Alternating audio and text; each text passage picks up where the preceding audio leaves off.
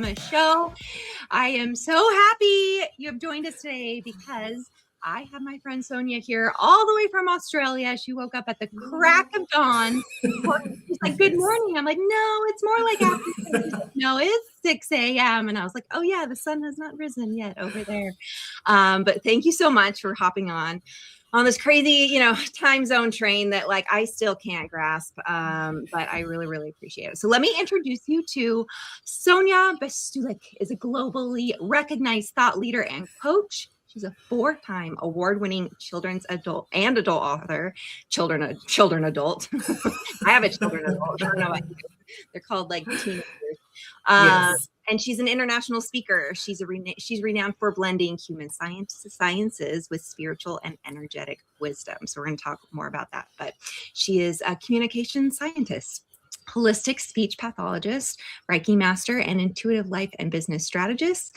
Sonia founded and led a Sydney-based speech pathology company for over 18 years. I know she doesn't even look old enough to have done that. And she has been empowering thousands of children through that, and families and professionals worldwide.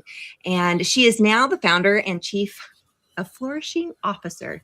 Founder and chief flourishing officer. Have you ever heard that before?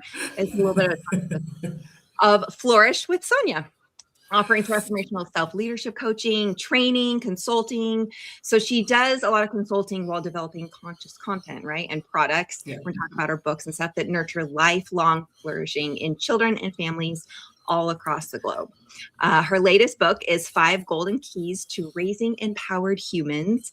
And it presents a groundbreaking fusion of science and spirit and practical tools, guiding individuals to lead, to parent, and flourish from the inside out, which I know we really, really need in our families more than ever. So her work offers a grounded path towards clarity, intuition. We've been talking a lot about that lately, about like getting clear and following our intuition. And that self-leadership, right? And bridging, she bridges ancient wisdom, which I think we all need to lean back into, is what can we draw, right, from the past, and energetic medicine with empowered communication and human potential. Communication, I've been hearing that even in my morning meetings today, all about communication and like how much of it are we losing in this age of tech and AI. People are we all going to have hunchbacks from looking down at our phones? You know what I mean? Yeah. So tell us more about your book and about your, journey into what you're doing now.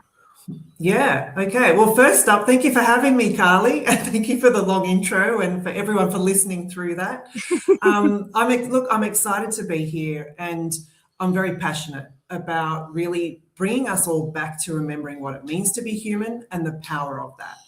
And that's a big part of what fueled me writing 5 Golden Keys to Raising Empowered Humans. So yes, it's about leading our children and raising them in a way that they are self-leaders, which is what we all want as parents at the end of the day. We don't want them relying on us. We don't want them delegating their power to systems and to the external. We want them to come into their own wisdom, to stand in the truth of their own gifts and to share that with the world. It's like, that's why we're here, right? So that's a big part of the book. Obviously, the other big part is for that to be enabled, we need to be parenting our own evolution. That's the big one. We can't delegate our inner work. That's the thing I keep reminding people of. Like, we can delegate till the cows come home. I don't know if you have that phrase in the US. We do. We can I'm like, we can delegate till the cows come home, but we can't delegate our inner work. And kids are our biggest mirrors. They mirror back all the wonderfulness and all the things that we need to actually grab onto and embrace and work through, process, transmute into higher frequency, right? So that we can enjoy flourishing in life and get out of the survival pattern. Yeah. So the book is very practical. It brings a lot of practical exercises and activities. It's for parents, for carers, it's for teachers, it's for clinicians. Because obviously being a clinician is a big background for me. But any professional who works with children, we all play a role. The field that we carry and the energy that we carry, that's our responsibility.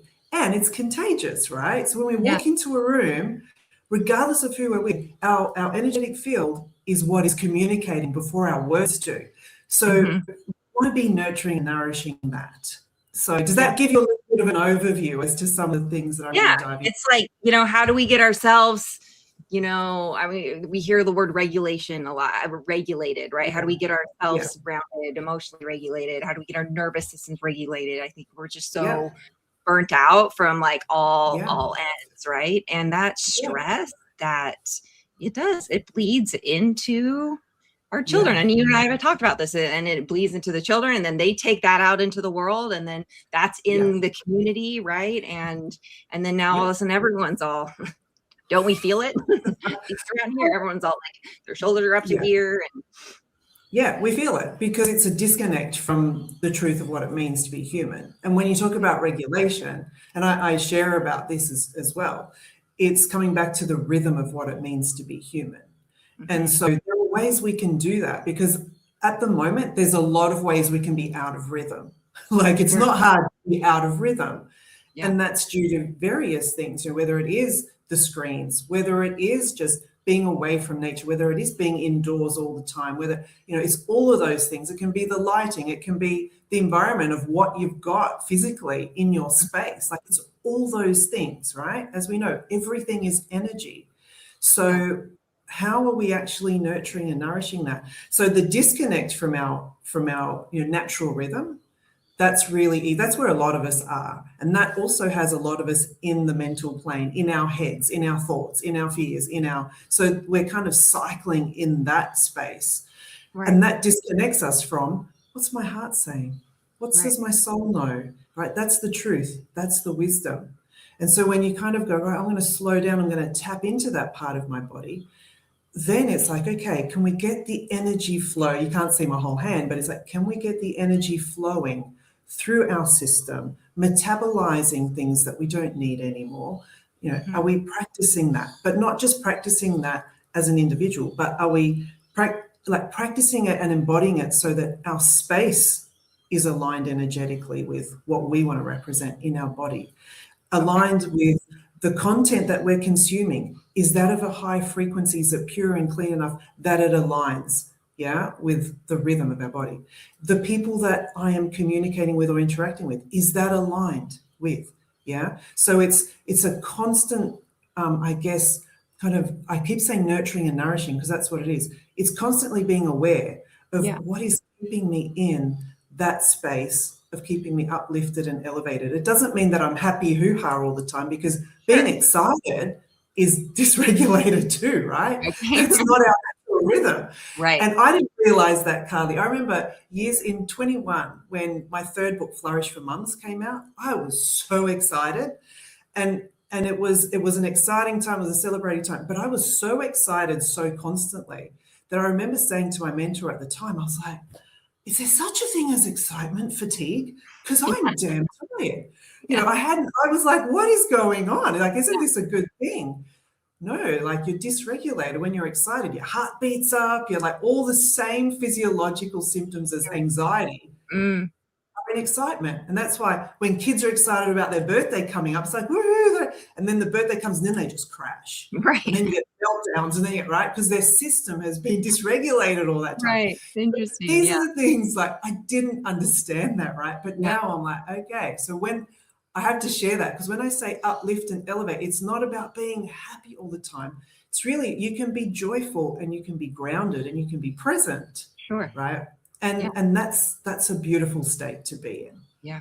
Yeah. And I think present is people being present, I have found in my interactions, has been the hardest thing lately more than ever. Even getting people to like listen to you talk. I'm Yeah, like, I could yeah, be spouting anything and this person is like looking right through me or super distracted. And I'm like, yeah, what is happening to these people? Not even locking in with yeah, one another to listen, even if it's small yeah, talk, to listen to what one another is saying to each other. yeah, yeah. It's kind of alarming, right? Yeah, it's huge. And we don't want to normalize that, No. and I call that fragmented attention. Hmm. And when we're functioning fragmented attention, then we're almost normalizing that way of operating. Yeah. And it's quite a, again, it's quite a disconnected way of operating, as you've just described. And whether that person's saying it or not, you're feeling it. You're feeling energetically that they're not connecting with you. They're not listening. Even if someone's doing the motions, Right. right? You're like, I'm not feeling you connecting with me at heart level. Right. Yeah. And so, yeah, it's happening a lot, that fragmentation. And it takes practice. Right. What do I need to do to be present? Whether that is, and often, you're coming back into your body. When you go for a walk, are you noticing what is around you, or are you stuck in your head? Sure. Like, there's a tree, there are the leaves, let me be with this flower, that's practicing presence. When you're with your children, are you down at their level? Are you face to face? Right. Are you, right there? And if you can't offer that, can you delay until you can? So an example is, say you're busy, let's just say you're busy prepping dinner, and your kid comes up like, hey, mom, if you can't give them the attention that you want to give them, that you need to give them, and this is obviously depending on their age, but if they're littlies, turn to them, get down to their level. Hey, I really want to listen to you, and I want to hear what you have to say. I'm going to be 2 minutes. Now, for some kids, if they're little, they don't understand 2 minutes. So I'm going to finish doing this. Yeah. So, and you might set them up with, whatever that is. Here's a puzzle, or here's something, or whatever it is, so that they know that time concept of, this is when mum's going to be ready for me. Right. Yeah. And so kids love acknowledging, that, right? They do love it. Acknowledgement. They love expectations. They love, right? Correct. Clarity of boundaries, and that they matter. Yeah. And that you want to be fully with them. So even that moment of just acknowledging them completely, that already is like, oh, yeah, she heard me. She's validating that I do have something important to say. Yeah. We know that thing that went viral with the Olympic medalist, so that she did an interview with the toddler on her hip, and he was grabbing her face and grabbing her face. And I wanted her to do that so much on camera. I wanted her to be like, it was like, oh, she's a mom, she's doing so much, she's juggling, blah, blah, blah. And I was like, yeah, but I also wanted her to she's doing that. Be like, hang on, interviewer. And like, babe, I'm doing this fun interview. Like, can you get, I mean, even if he continued to do the motions, I wanted her to have that moment of that, on camera, to give the example of we could also be doing something in there around in your ear, but then to face, to acknowledge, to let them know. I also think that they can't go through life interrupting you all the time. You know what I mean? We've probably seen those parents too, who whatever their kid needs something, oh, they're right there, and they've cut off a conversation, or they've cut off doing something, and then they're off, and then their kid is always getting what they want when they want at any given time. And that doesn't set them up for success in real life, right? That's not, it's not a thing that they're going to get throughout their life. But correct. Recognize, right? And validating what their needs, and then coming back to them when you're readily available to do so. Totally. And it's okay to communicate your needs as well, in a loving way. And that's something that, again, as parents, as mums, we don't always do that. We actually get lost in communicating what we need, because sometimes we can be so overly externally focused on what do they need. So sometimes just that in those little interactions, and I used to do this a lot when my kids were little, because they were all born in 2.5 years. So when they were little, for me, it was really important to soak myself in a bath with candlelit bath time, with music, classical music, with the lavender bath salts, and they knew, I would say to them, when the bath was running, they would just oh, mum time, mum's getting ready to have mum time. They knew it, they respected it. And it just became normal that mum would have mum time in the bath, and they would be busy with other activities. They wouldn't come knocking on the door with, so. They don't need, and they shouldn't have to have access to you all the time, because we're seeing that a lot in teenagers too, right? The cell phone, they will, but they have constant access to you at any given time, to text you during school. I need this, or can you do this, or I'm feeling this way. Like you said, there has to be a way to teach them to Yeah. self-regulate, to self-lead, because we're not going to Yes. be holding their hand like into adulthood. And we're Yeah. finding, Yeah. even parents that are like, I don't know how to kick my adult kid out of the house. They've relied on me so heavily for so long. Yeah. And I'm like, Yeah. well, whose fault is that? I know it's Yeah. both sides, but like Yeah. you kind of enable that to, and they're starting to recognize that, like, oh my gosh, Yeah. what Yeah. did I do? Yeah. And I think, there's a balance of, don't feel crap about yourself. If you feel Sure. like you're in that moment, don't feel guilty, because that energetically is a low vibe. You don't need to be there. You don't need the shame to be there. The awareness that you've picked it up and gone, I can see clearly now, you're already miles ahead of the game. So Yeah. you just go, right, I'm aware of this. What is the most empowering thing I can do for myself and for my child? Yeah. That's the next question you ask. And, kids are just humans generally. We actually love to contribute. We love to be able to be part of a solution. So, regardless of age, we as humans want to feel we have a purpose, because we Sure. all do, right? Yeah. So I bring this up because this is part of the empowerment model, isn't it? Right?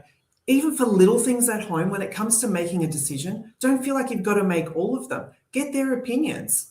You can be the final decision maker, but have them contribute. What do you think about this? Even if it's what shall we make for dinner? And why do you reckon we should make that? Like, have them contribute.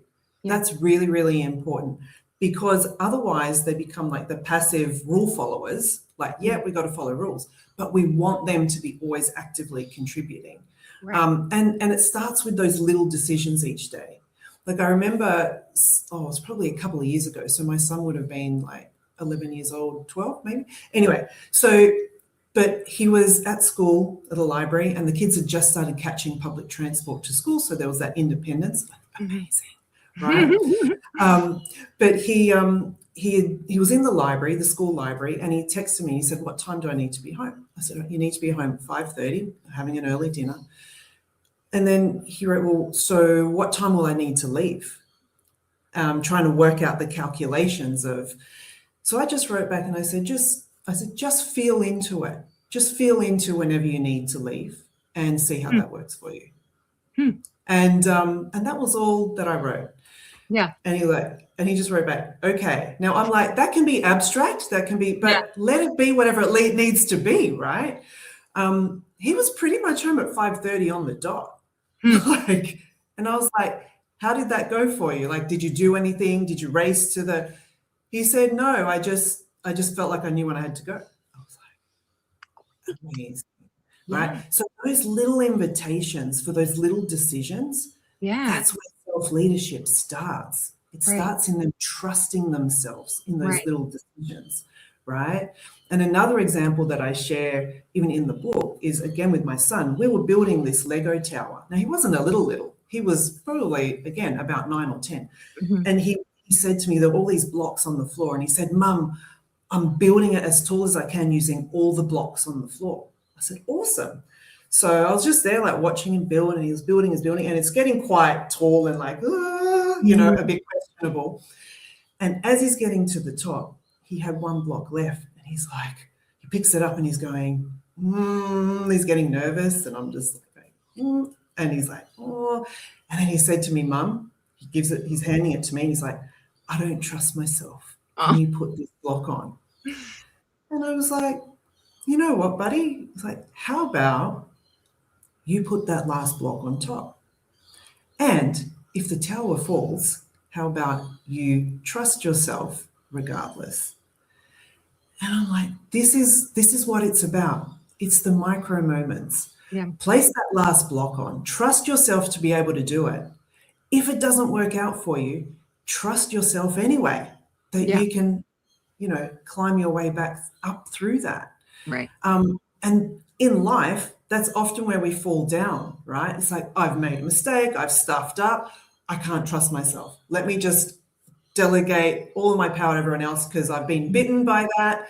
And now I've got to delegate all of my inner trust to everyone else and everything else. We retract, and our brains try to protect ourselves. And Correct. So this is what, we often override or we dismiss all the little decisions and all the little things that are happening each day, but that's where the gold lies. That's where the training ground is. It's in all of that, right? It's not the major stuff, sure, but it's all the little things that compound to teach us the little self-leadership gold nuggets. So Right. yeah, hopefully that helps give some context. No, that's huge because it we say that in like almost all things, right? All the little things add up, all the little things add up. And the minutes are and the days are long in motherhood and parenthood, and those years are short. And when you think back, man, how many times are you going to say, I wish I would have, or I wish I would have, or I wish I would have?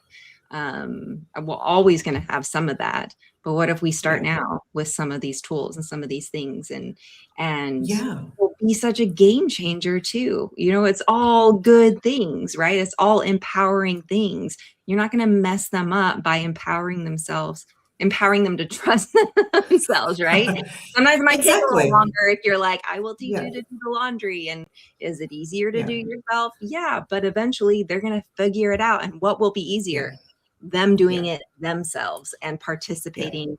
And it teaches them to participate in a community, right? And it starts in 100%. And the teamwork, they love teamwork. Like when I used to do group therapy as a speech pathologist, when we used to do group therapy, kids loved being assigned roles. Like, okay, like you've got to listen really carefully. You've got to design the builds, like if we're doing Lego therapy, everyone loved having a role because they're like, okay, I'm contributing in my way. Right. They feel part of something bigger, right? So chores and even research, as you say, research backs this up. Chores are so important, not just as a life skill, but being part of contributing to community, contributing to life.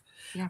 And knowing that they belong in the world, right? Like I'm here for a reason. I'm not just like here to be served constantly and like take care of, yes, yourself, but also those around you. Don't just your stuff, but if you help a sister out, help a mama out, like grab some stuff along the way that maybe doesn't belong to you. Be helpful.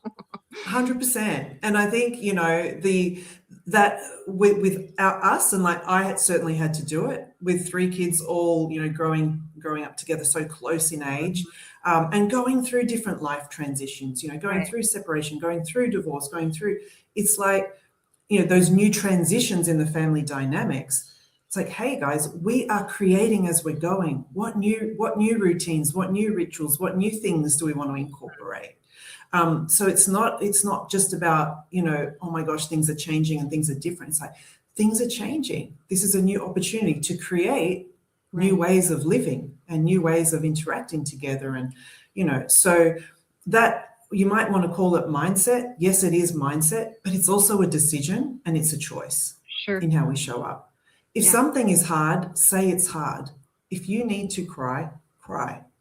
I remember chatting to a mum years ago, and she said she'd had a really hard day at work. She was at home at the end of the day. She was really struggling. And her little boy came up to her and was just, trying to get her attention. And she said, I just needed to hold it all together. And I didn't want to cry. I wanted to hold it all together for my little boy. So, but she said to me, he was only 4. And he was saying, Mum, what's wrong? And she said, I'm totally fine. I'm good. Like, so she was there convincing him. Mm-hmm. And he then stopped asking her and he went away for some minutes. And she said, I just sat there going, I've got to be strong for my boy. I've got to hold it together. I'm not crying. She said minutes later, he came back with his teddy and gave it to her and said, this is for you, Mum. And then he walked away. And then she started crying. Right. And I said, what do you think would have been the strongest thing to do to show that you're human? Yeah. And that crying actually helps you release? Yeah. I mean, if it's okay to cry, period, whether you're 4 or 50, that like 100% normalize it. Yeah. So little examples like that, like ask yourself, like, what is true strength? I understand that we often, and as mums especially, we crave time to ourselves. Our spirit wants stillness, right? So that's another conversation, an important one. You know, how are we building in the stillness and the sacredness of time with ourselves? That's a non-negotiable. So I completely understand that mum was probably like, I just want to be on my own. I just want to feel all of this on my own. You can feel it on your own. But if you're feeling like those tears are there, don't hide it. Your child already knows that you're struggling. So what happens is when you say, yeah, I've had a really hard day, and yeah, I'm crying because it just feels really hard in my body right now. You know what that does? That validates their trust in themselves, because you're saying, you have intuited correctly, my child, right? You have read this situation accurately. Yeah. We need to nourish their intuition so they can trust their vibes. So these little situations are so important for them to go, yeah, I was right. I was able to read that well. Then they're trusting their vibes with other things. When things feel off, or when their vibe isn't quite right with someone walking down the street, I'm trusting my vibe. I'm going left. They can go right. Right. Yeah. So, you know, part of what I really love sharing, and, you know, obviously the book is really coming into awareness of these situations, of how we can really build leadership within ourselves and others in those simple yet really powerful ways. So, yeah. I mean, it is so powerful because those kids grow up to be adults who are leading others, you know, as we all know. We don't really, I think, really delve into that idea when we're looking at our 4-year-old, like, oh, someday you're going to be a man and you're going to, you know, have a partner in life and a family. But we all can base how we turned out, right, from how we grew up and how we were raised, or what have you. But like you were saying, like, we're given choices, you know, and it can be hard. How are we going to handle the hard, and how are we going to move through it? I was very much a bottle upper, like don't, and then just fall apart at home. But bottle it up as much as possible.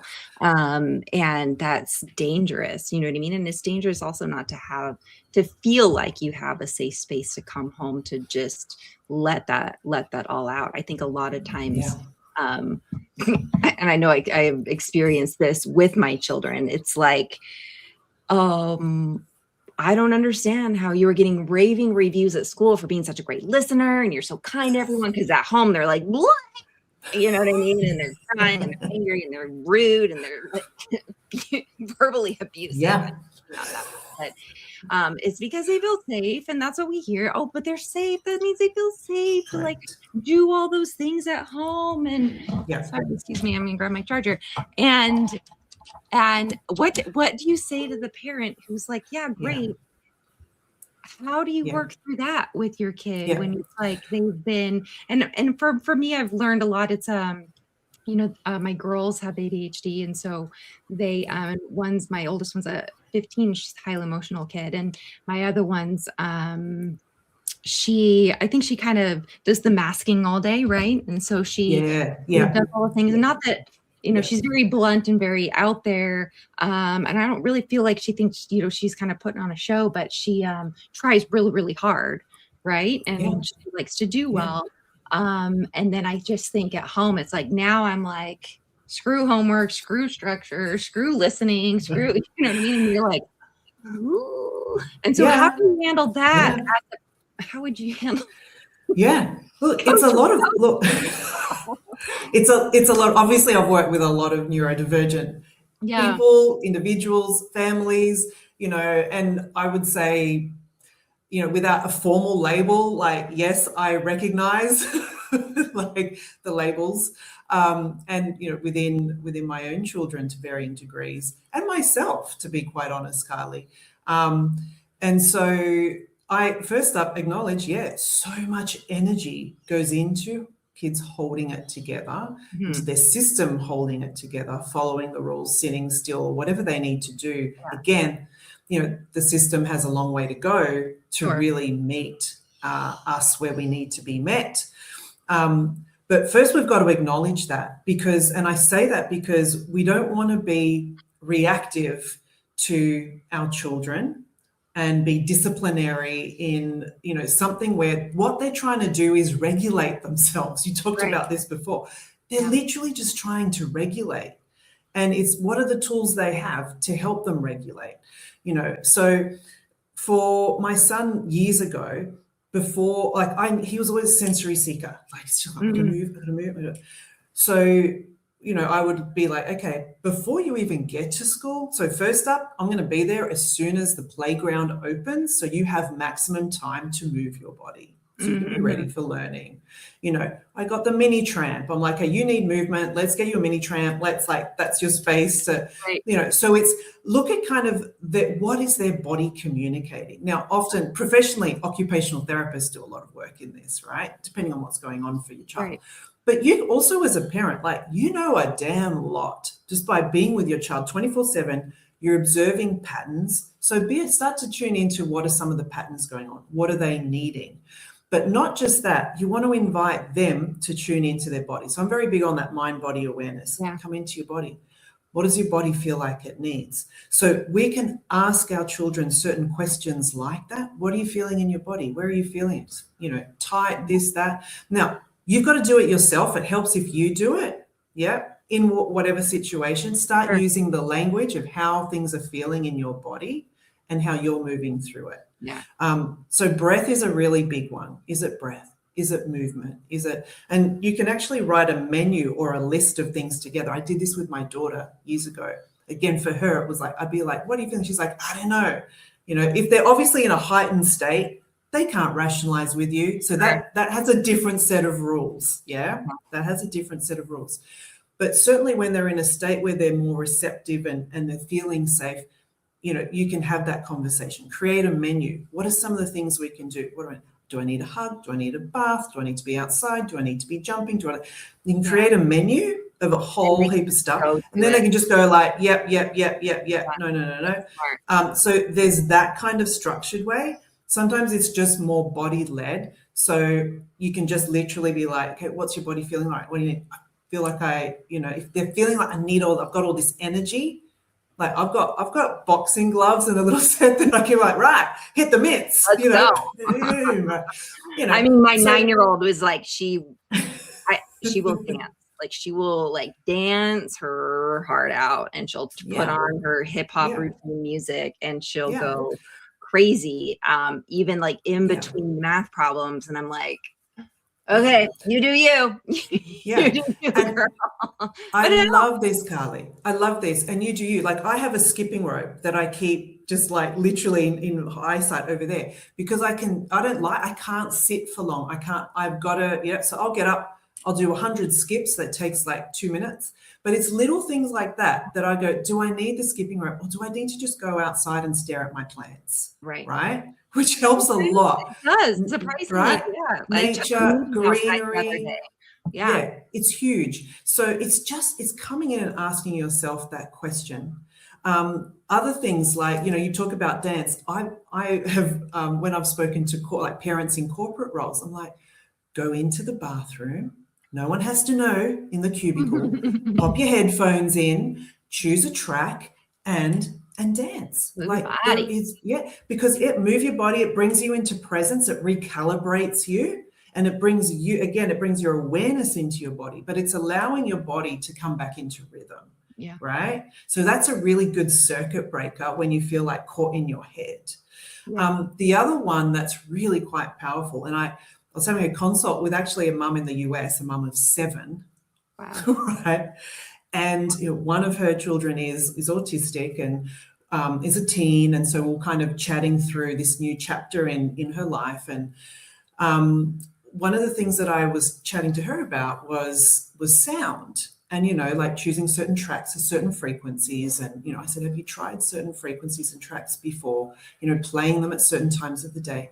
And she said, oh my gosh, Sonia, in the past, she said, I gave it a go with certain music and tracks. Mm-hmm. And she said, it actually helped the whole household. Oh, I said, yes, because the most powerful way, as I said, we're all energy, we're all vibrational beings. Sound and frequency, and the frequencies, the type of music and the frequencies that they shift the environment, right? You can have music or sound frequency tracks playing in the background in different rooms, and it is working at that invisible level. So that's really, really powerful for that whole environmental shift and how it entrains our own energetic fields. Yeah. So she then went back into, the feedback from her later was that it just soothed and settled everybody. You can imagine a house with 7 children, like how chaotic can that be? Right. But it entrained everyone to just be in a bring it different down any frequency level space. would be huge, Yeah. right? Yeah. Now we have all the devices that you can play it in every room, right? Yeah, you can. And again, for, when we're looking at neurodivergent individuals, the nervous system, and I really call it, I don't use labels a lot because I look at everyone as an energetic signature, right? The system is so refined that we've really, we do want to tune into what does their beautiful system need, because it's teaching us a lot. They're teaching us a lot. Right. Yeah. So we want to be tuning into that. So vibration and sound and frequency is very, very powerful in bringing, okay, I'm feeling safe in my body again, because that's what we all want to feel. We want to feel safe in our body again, and so then we're functional again. Right. So they would be, kind of a few things. A few things. We just heard so many things. So you have to check out her book to really delve in and learn all the things on a different level. Tell people where they can find you, where they can find your book, how they can, get in contact. Of course, all this will be in the show notes with links. But for those just listening right now, yeah, absolutely. I'd love for people to connect with me, soniabestulic.com. The spelling will be in the show notes. That's the easiest way to go, how do you spell Bestulic? I know, probably pronounced it wrong too. Sorry. No, all good. But soniabestulic.com, you'll see that on my website. Even if you go to Amazon, the book hit #1 in Amazon early this week. So get it. Cool. I love that. Congratulations. So ebook on Amazon, physical copy, Barnes and Noble, all the things, audiobook, it's there for you guys. It's there to serve everybody. So that's me. And I love LinkedIn. So for anyone on LinkedIn, connect with me there, connect with me on Instagram. I do my best on Insta, but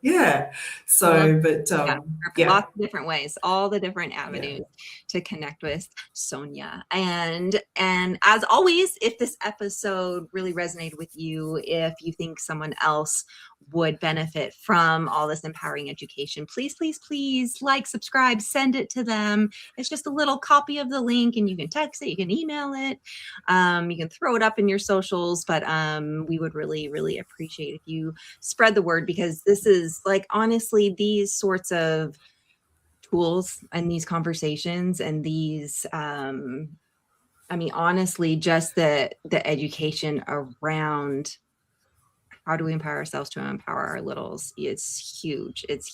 And we're inundated with so much information these days that people trust their ChatGPT bot more than they trust their instincts in themselves, right? And I think in this world of tech, in this world of AI, it's more important now than ever to really get back to ourselves and help ourselves feel regulated and help ourselves feel that feel that we can really trust our intuition. We talk about that a lot on our show, how to trust our mother's intuition, and that it's real and it's there for us.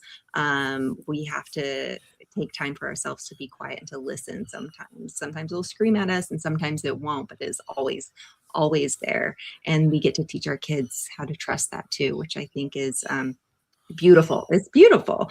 It's so important. So Sonia, thank you for everything you do for the world, for parents, for children. And she'll also be hosted on our website. So you can go ahead and, if it's just easier to go to wegotyouMama.com, she'll be in there as well. And you can click on her stuff and connect. So again, thank you. So we got you, Mama. Sonia's got you, Mama. And until next time, thanks for joining us. Take care.